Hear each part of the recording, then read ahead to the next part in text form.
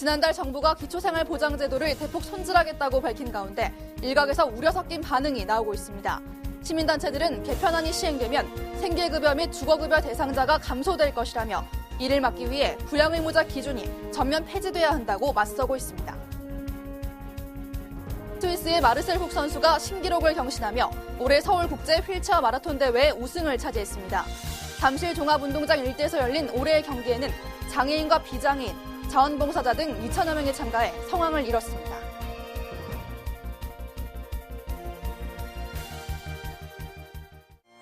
시청자 여러분 안녕하십니까? 국제TV 뉴스입니다. 정부가 기초수급제도 전면 개편안을 13년 만에 지난달 발표했는데요. 이 개편안의 중심축은 맞춤형 개별 급여 방식입니다. 그러나 일부에서는 이번 개편안이 부양 의무제에 대한 전면 폐지가 없이는 개편 전과 별반 다를 바가 없으며 이 복지 사각지대가 더 심화될 것이라고 보고 있는데요. 박정인 기자의 보도입니다. 재작년까지 국민기초생활수급자였지만 현재는 비수급자인 조두선 씨. 보건복지부가 지난 2011년 조 씨의 부모님 재산이 정부가 정하는 기초수급자 기준을 초과했다는 이유로 자격을 박탈했습니다. 이로 인해 기초수급이 끊긴 조 씨는 현재 구청에서 제공하는 의료급여만 받고 있는 실정입니다. 공시가로는 1억 5천까지는 괜찮다 이거예요. 근데 1억 5천이 넘는데 이거예요. 집이 1억 한 7천이나 나가나? 그 바람에 또 그게 안 걸려가지고 또 안 되고. 그래가지고 지금까지 해주는 것은 이제 의료 혜택, 의료 이종 혜택만 주는 거죠. 바로 이와 같은 문제가 발생한 이유는 부양 의무자 기준 때문입니다. 이처럼 부양 의무자 기준 때문에 올해 국민기초생활수급 대상자에서 탈락한 사각지대에 놓인 저소득층은 지난해 기준 약 103만 명입니다. 현재 정부는 기초수급자 선정 조건을 우선 소득이 최저 생계비 이하이면서 동시에 부양 의무자가 없거나 있어도 부양 능력이 없어야만 대상자로 선정을 하고 있습니다. 이에 정부는 지난 3월 소득이 가장 낮은 계층은 생계비와 의료비, 주거비, 교육비 등을 모두 지원하고 소득이 높을수록 지원 분야를 줄여가는 방식의 맞춤형 개별 급여 방식의 기초생활보장제도를 발표했습니다. 이번 맞춤형 지원 체계에서도 부양 의무제의 기준 선정이나 추정 소득에 대한 지적은 계속되고 있습니다. 시민단체는 근본 정부의 안은 생계급여와 주거급여, 대상자 수를 줄이는 결과를 초래할 것이기 때문에 현행 수급권자 선정 조건에서 부양 의무자 기준을 완전히 없애야 한다고 말합니다. 왜 생계급여하고 주거급여가 줄어든다고 얘기를 하냐면은 생계급여 기준선을 현재 현금급여 기준선하고 이렇게 비슷하게 하려고 하고 있어요. 그래서 중위소득 30%로 이렇게 발표된 자료로 얘기하면은 30%로 이렇게 얘기하고 있거든요. 근데 지금 생계급여 기준선이 중위소득 31% 정도 돼요. 그러니까 이게 31%에서 30%니까 1%가 이제 적은 것 같지만은 그 1%에 해당되는 사람들이 있기 때문에 그 줄어든 만큼 이제 대상자 수도 축소될 것이다. 이렇게 예상되는 거고요. 박근혜 정부의 복지 기조를 알아볼 수 있는 근본 기초연금제도 개편안. 정부가 복지 사각지대를 해소하기 위해서 내놓은 맞춤형 제도라고는 하지만 제도의 핵심인 부양 의무제의 현실적 개선이 없이는 실질적 빈곤층은 더 늘어날 것이고 고통은 가중될 전망입니다. 복지TV 뉴스 박정인입니다. 다음 소식입니다. 제22회 서울국제 휠체어 마라톤 대회가 대성황리에 끝났습니다. 장애인과 비장애인, 자원봉사자가 함께한 어울림의 장애, 정두리 기자가 동행 취재했습니다. 전 세계 휠체어 마라토너들이 한자리에 모인 제22회 서울국제 휠체어 마라톤 대회가 지난 4일 펼쳐진 가운데 스위스의 마르쉐룩 선수가 대회 신기록을 경신하며 우승을 차지했습니다. 잠실 종합운동장에서 출발해 성남 일대를 질주하는 풀코스에는 세계적인 선수들이 모습을 보인 가운데 마르쉐룩 선수가 1시간 20분 52초의 기록으로 지난 대회 우승자인 호키노우의 코타 선수를 제치고 1위에 올랐습니다. 매우 기분 좋고 영광스럽습니다. 국내 선수 가운데 1위는 김규대 선수가 차지했습니다. 1시간 32분 01초의 기록으로 전체 5위를 차지한 김규대 선수는 향상된 기량을 위한 응원을 당부했습니다. 좀 잘 맞춰서 기분이 좋습니다. 예. 모든 선수들이 부상 없이 경기를 잘 맞춰서요. 더 기분도 좋고요. 응원 많이 해주시면 그 응원에 보답할 수 있도록 더 노력하겠습니다. 예. 특히 올해 처음 풀코스에 도전한 여성 휠체어 마라토너 김수민 선수는 2시간 32분 54초로 총 3명이 출전한 여성부에서 3위를 차지했지만 끝까지 완주한 그에게 박수가 이어졌습니다. 랭킹 안에 들고 또 아시안게임이든 올림픽이든 나가서 또 3등이든 2등이든 1등이든 상관없이 뭐 하나라도 갖고 오는 게 좋겠고 내년을 기대하면서.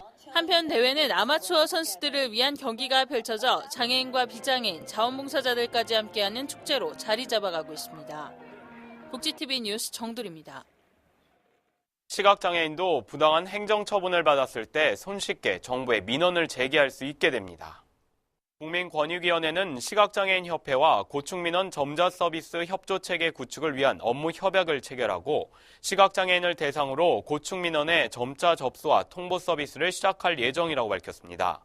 근본 서비스가 시작되면 시각장애인이 협회를 통해 권익위에 고충민원을 접수하고 권익위의 민원 처리 결과를 협회에 점자 번역을 거쳐 통보받을 수 있게 됩니다.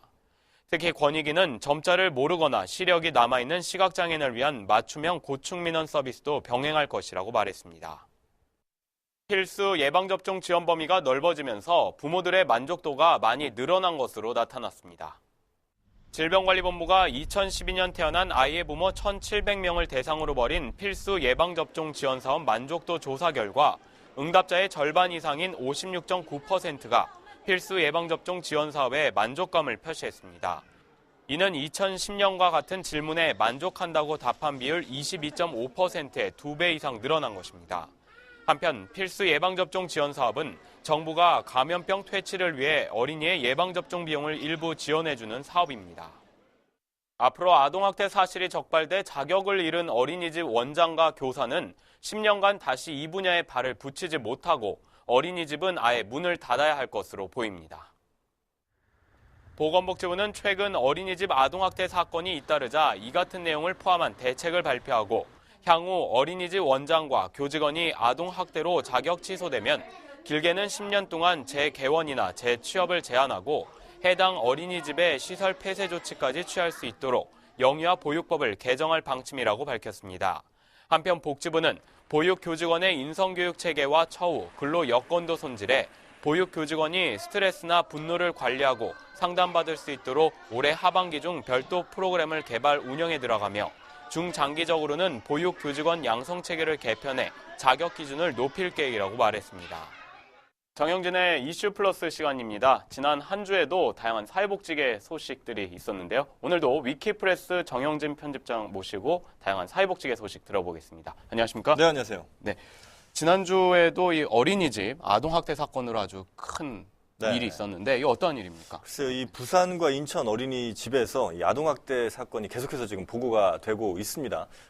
지난 2009년에도 보면 한 67건 정도 아동학대 사례가 있었고 2011년, 재작년에도 한 160건 정도 점차 늘어나고 있는 추세인데 이 어린이집 수가 늘고 맞벌이 가정이 또 늘면서 이렇게 아동학대 건수는 어쩔 수 없이 조금 증가할 수밖에 없는 추세이기는 합니다. 특히 작년부터는 그 무상보육이 전면 확대가 되면서 어린이집 보내는 이 부모님들이 크게 늘었죠. 그러면서 더 이들을 수용할 시설도 좀 부족해지고 또 이들을 관리할 보육교사도 크게 부족하면서 아동학대 사건 점점 늘어나고 있다 이렇게 좀 봐야 될 것 같은데요. 네, 복지부에서 또 이 아동학대를 범한 원장이라든가 보육교사에 대한 또 대안을 또 내놨는데 어떤 일입니까? 네, 일단 그 부산 같은 경우, 부산에서 있었던 그 어린이집 학대 사건 같은 경우는 앞으로 이 원장이나 교사가 이 어린이집을 10년간 열 수 없도록 이렇게 좀 강력한 제재 조치를 취하기도 했습니다. 하지만 과연 이런 그 제재 조치만이 최선인가에 대해서는 좀 논란의 여지가 있습니다. 이들, 그러니까 보육교사라든지 어린이집 원장 같은 경우에 사실 하루에 한 13시간, 14시간씩 경무에 시달리는 경우도 상당히 좀 많고, 그러면서 이제 물론 이런 경무에 시달린다고 해서 아동학대가 정당화될 수는 없지만 이런 경무가 이 아동학대로 이어질 개연성은 충분히 있는 것이거든요. 때문에 이들에 대한 어떤 처우 개선도 좀 필요하다 이런 목소리도 나오고 있습니다. 다음 소식은 뭐 장애인들의 체험홈에 대한 또 이슈가 있네요. 그렇습니다. 네. 이 체험홈이라는 거 아마 익숙하지 않으신 분들도 계실 텐데 이 장애인들, 지역 장애인들이 이 지역사회에서 좀 더 제대로 된 구성원으로서 자립할 수 있는 이런 기회를 마련해주는 그런 문화, 사회적인 체험을 할 수 있도록 마련해주는 것이 바로 이 체험홈입니다. 그래서 예를 들면 뭐 출퇴근 형식으로 그 체험홈에서 이 사회 경험들을 할 수도 있고 혹은 이 체험홈에서 거주를 하면서 직접 사회 구성원의 일원이 될 수 있도록 이렇게 도와주는 이런 곳이 체험홈인데 여기에 대한 그 지원, 그러니까 특히 이 장애인들이 뭐 지난 몇 년 동안 계속해서 주장을 해왔던 그 활동 보조인 서비스가 있는데 이거에 대해서 이 체험홈 입소자들에게는 이 지원을 제대로 하지 않는 이런 문제들이 좀 생겨서 지역 장애인들이 거세게 지금 반발을 하고 있습니다. 그러면 이 체험홈이 지금 이제 말씀을 들으면 취약 가구냐 아니냐 이게 네. 지금 중심인 것 같은데요. 그렇죠. 이건 뭐 어떤 건가요? 그러니까 일단 그 두 가지 문제가 크게 걸려 있는데 말씀하신 것처럼 그 취약 가구냐 아니냐, 그다음에 또 하나는 독립 가구냐, 그러니까 혼자 살고 있는 이 가구로 인정을 할 것이냐 아니냐가 이제 문제인데 그러니까 취약 가구라고 하면 일단은 그러니까 생활이 좀 곤란한 그렇죠. 네. 이렇게 이제 경제적으로 좀 곤란한 경우는 아무래도 정부의 지원을 조금 더 받을 수가 있고 혹은 혼자 사는 가구로 인정이 되면 역시 또 이제 정부의 지원을 받을 수가 있는데 그러니까 활동 보조인 서비스 지원을 예를 들면 뭐 점수에 따라 다르지만 한 최대한 400시간까지 받을 수가 있습니다.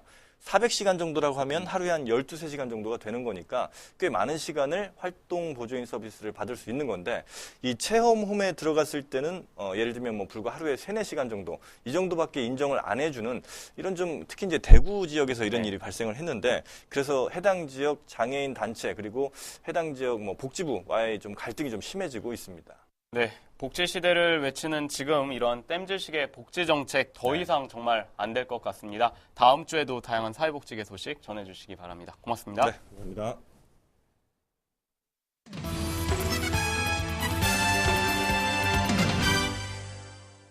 (5월은) 어린이날과 어버이날, 부부의 날 등 각종 기념일이 가장 많은 달인데요. 경상남도에서는 어느 때보다 풍성하고 알찬 행사들이 곳곳에서 열리고 있다고 합니다. 경남도청 류보람 기자가 전합니다. 경남의 대표 문화공간인 경남문화예술회관과 도림미술관에서도 가정의 달에 맞춰 화려한 기획공연과 전시회를 가집니다. 문화예술회관에서는 작곡가 베르디 탄생 200주년을 기념하는 오페라 갈라 기획공연과 이미자 효 콘서트 공연을 준비했고 도림미술관은 오는 9일부터 4개 기획 전시를 동시 개최합니다. 어버이날인 8일을 전후해서는 도내 180여 곳에서 효행 사상의 미덕을 기리는 기념식과 경로잔치가 마련되고 국내 입양에 대한 도민들의 관심을 모을 입양의 날 행사도 11일 열립니다. 이 밖에 세계인의 날과 부부의 날, 청소년의 달을 맞아서도 경남에서 풍성한 화합 행사가 열려 가족과 함께 즐기는 축제의 달로 꾸며갑니다. 1년 중 가장 설레고 풍성한 5월, 모든 세대가 한데 어울리는 기념 행사로 가정의 중요성을 다시 한번 되돌아보는 기회가 될 것 같습니다. 도정뉴스 류보람입니다. 사라진 줄 알았던 질병인 결핵이 최근 5년간 꾸준히 증가하고 있는데요. 경기도가 결핵 퇴치 사업에 나섰습니다. 경기도청 최창순 기자입니다. 균에 의한 전염성 질환인 결핵. 주로 환자와 접촉하는 가족 사이에 많이 발병합니다. 결핵균이 침입하더라도 모두 발병하는 것은 아니기 때문에 건강 상태가 좋아진 요즘은 흔히 사라진 질병이라고 알고 있습니다. 증가하고 있는 추세인데 이런 이유는 제일 먼저 결핵의 관리가 소홀하다고 볼 수 있겠습니다. 약을 자의로 중단한다든지 또 약을 복용을 제대로 하지 않는다든지.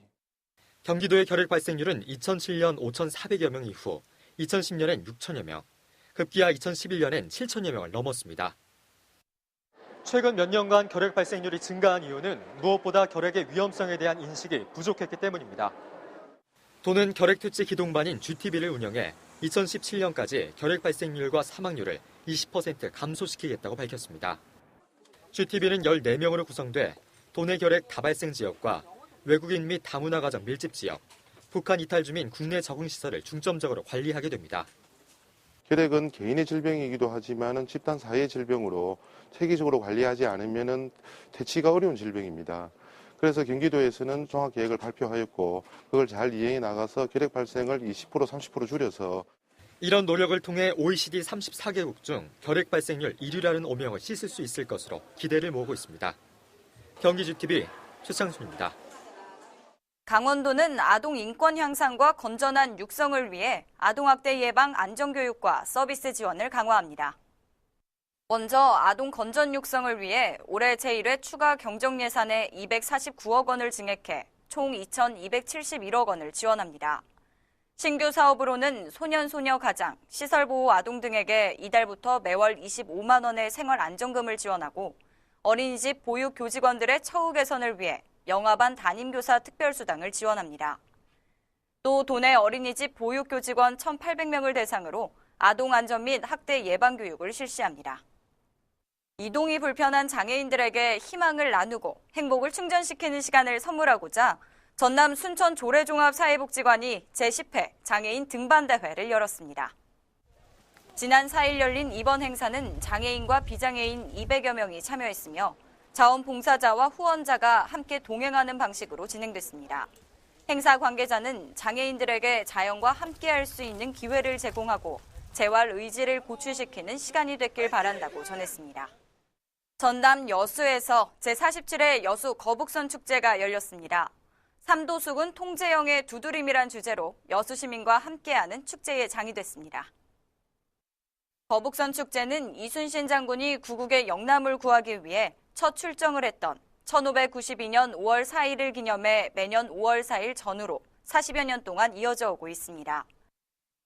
이번 행사는 여수 및 이순신 광장 일원에서 진행됐으며 전통 향토 민속축제의 우수성을 국내외에 알리는 시민축제의 장이 됐습니다. 국내 유일 사회복지 전문 미디어 그룹 복지 미디어 그룹이 복지신문고로 여러분께 한 걸음 더 다가갑니다. 복지신문고는 우리 사회의 장애인, 사회 소수계층의 인권 침해, 비리 문제와 불합리한 사건, 사고 등의 소식을 기다리고 있습니다. 복지TV, 웰페어 뉴스 홈페이지 또는 복지TV 어플리케이션과 우편으로 참여할 수 있습니다. 여러분의 작은 소리도 크게 듣는 복지신문고, 여러분의 많은 관심 바랍니다. 오는 6월부터 서울시의 25개구 중 21개구가 양육수당을 주지 못할 전망이라고 합니다. 여야가 지난해 정부와 지자체의 협의 없이 보육비 지원을 전 계층으로 확대했기 때문인데요. 올해도 파탄을 면하려면 정부가 또 나서야 하는데 과연 복지시대를 외치는 지금 땜질식의 복지정책 더 이상은 안 될 것입니다. 이상으로 복지TV 뉴스를 마칩니다. 시청해주셔서 고맙습니다.